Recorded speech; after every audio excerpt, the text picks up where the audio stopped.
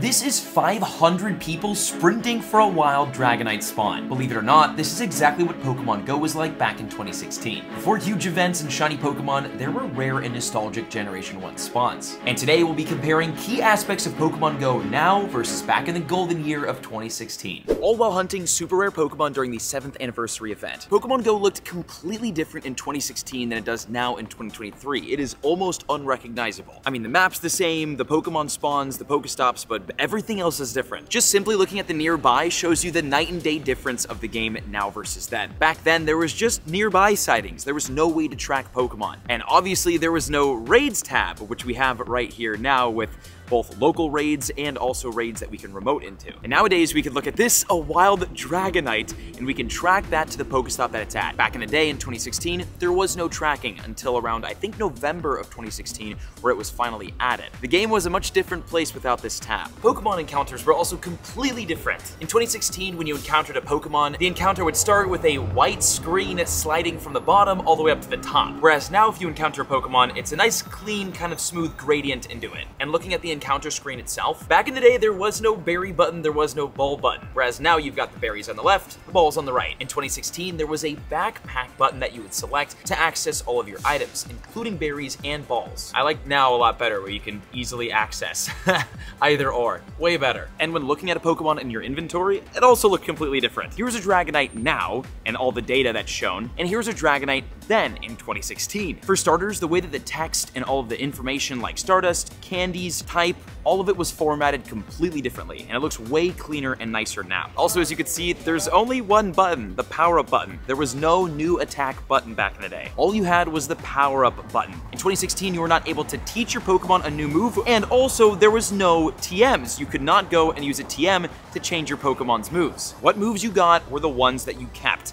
And that was really frustrating. Only real OGs remember this guy, the Captain Crunch Feraligatr. I forgot this other huge way Pokemon Go looked way differently in 2016 than it does now. Here is my profile screen right now in 2023, and here is a profile screen from back in 2016. The XP level and overall data was completely different. Now, obviously, there's a lot more buttons to pick from, and all the information on screen is way cleaner and better organized. Now let's talk about some of the most fundamental differences between Pokemon Go in 2016 versus now, and that's gameplay mechanic differences. One of the biggest ones being this, the Daily Incense. This item was released semi-recently, so obviously it didn't exist back then. But the other thing that didn't exist was legendary Pokemon in the wild. As a matter of fact, legendary Pokemon didn't even exist in 2016. But now, using the Adventure Daily Incense in 2023, we could possibly catch legendary Pokemon in the wild. And because of the 7th anniversary update, this Daily Incense will last 30 minutes instead of 15. So let's see if we can do it. Find a wild Galarian legendary bird. Well, it's not a Galarian bird, but look at this. That's a crack, could have been shiny, a crazy wild Altaria spawn.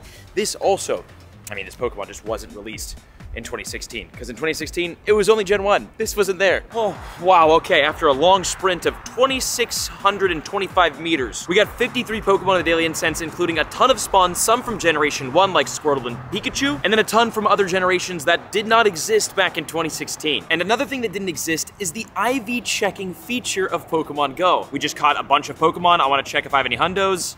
None. Here's what the IV checking feature looks like in Pokemon Go now, and here's what it looked like back in 2016. There were basically several text prompts that showed up on screen that was like, kind of like a riddle that told you roughly what the IVs of your Pokemon were. The only way to get an accurate reading on your Pokemon IVs was by using third-party websites. It was impossible. But now, as you can see in Pokemon Go, there's a really robust system to where it shows the 3 bars, it shows the stars, so you know really easily if you've got a hundo, a 1-star, or not. Not having IVs back in the day was insane. I couldn't imagine. And I can't imagine how many random 100% IV Pokemon people just transferred out. If we look at my 100% IV Pokemon collection and scroll all the way back to 2016, you can see I've got one single Pokemon, because this was 2017, I've got one single Pokemon from 2016 that's actually a 100% IV, which is insane, and it was caught here actually in Santa Monica. I invite you to go into your account and see if you have any OG 2016 100% IV Pokemon, and let me know what they are in the comment section below, or tweet me or thread me a screenshot of them. Another huge difference, these guys,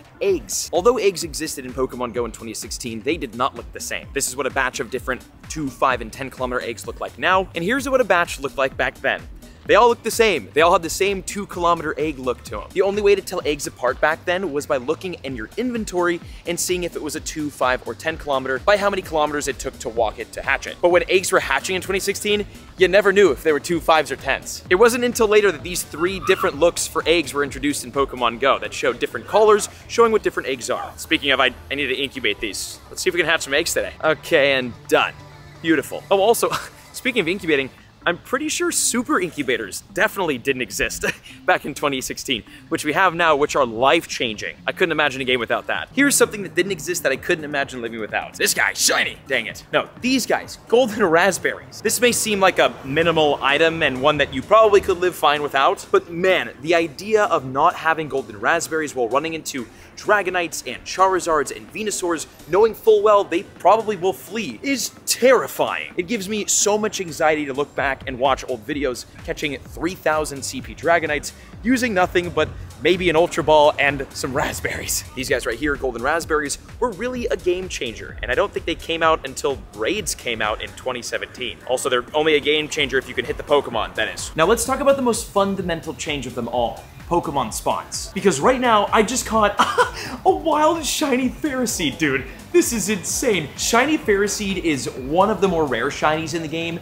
and it just randomly happens to be spawning here in Santa Monica, and we caught one. Here, I'm gonna do something risky. We're gonna AR in, AR out. Dude, I can't believe wild shiny Ferroseed with a golden raspberry that didn't exist. And this is super significant. I can't believe we got this. This is serendipitous. This is significant because back in 2016, Pokemon like this, shiny Pokemon, didn't exist. There were no such things as shinies. The rarest thing that you could find in Pokemon Go was something like a wild Dragonite or a wild Charizard. Oh my god, so finding a shiny in the wild, these moments never happen. Dude, I can't believe you just caught this. How many of these do I have? Oh, I only have 2. Wow, that's incredible. I'm gonna evolve this right now and complete my shiny Ferroseed family. So back in 2016, the excitement that I just got from catching this Pokemon is the kind of excitement that you would get when finding a wild Blastoise or a wild Charizard, even wild Dratini. Dude, shiny Ferrothorn looks insane. This looks so good. Other Pokemon back then that were as exciting to find in the wild as a wild shiny included Porygon, Chansey, obviously Charizard, Venusaur, and Blastoise, Gyarados, Aerodactyl, Gengar, Dratini, Lapras, and several others. Many of those Pokemon today are common spawns, but back then, they were as exciting as this guy. Another huge difference? Field research. Field research did not exist at all in Pokemon Go back in 2016, and neither did the research breakthrough box, which we actually do have today, so let's see if we can get something cool out of this. The encounter is a Snorlax. Oh wow, nice. Snorlax was actually one of the rarest spawns back in 2016. It was unthinkable to find one in the wild, so kind of cool that we just get one randomly from field research. And then let's open our research breakthrough box, which again, also just didn't exist back then. And it will give us an encounter, with a Sableye, which is another thing that was not in Pokemon Go in 2016, because there's only Gen 1. One of the biggest things that did not exist in 2016 were these raids. Well, not only raids, but legendary raids. No raids existed. There were no raid passes, nothing. And right now I'm gonna invite my friends to this because remote raids definitely did not exist back in 2016. Those weren't introduced until 2020. And raids themselves didn't come out till I think 2017. Looking back on it, it was a crazy world of not having raids to do in Pokemon Go, considering how fundamental of a feature it is now to current gameplay. Although obviously Pokemon Go kind of killed raiding earlier this year, but raiding is one of the best ways to get really meta-relevant, high IV Pokemon in Pokemon Go. It's the best way to level up your team. And this is especially due to the fact that raids have a minimum IV floor, which means the IVs can only go so low, and they're 10-10-10, which are pretty high, especially compared to wild spawns. Well, back in 2016, to catch high IV meta-relevant Pokemon, you had to just hope you got lucky in the wild, or you had to hatch them through eggs. And since some of the most meta-relevant Pokemon like Dragonite and Charizard were literally impossible to find in the wild, like even Charmander and Dratini were spawns that were like worth running for, you did not find them. It made it really hard to build a good team in-game back in the day. I will say I spend 100 times more money per month playing Pokemon Go now than in 2016. And that's one of the biggest changes. We'll talk about that later. First though, can we get a shiny Articuno for this video?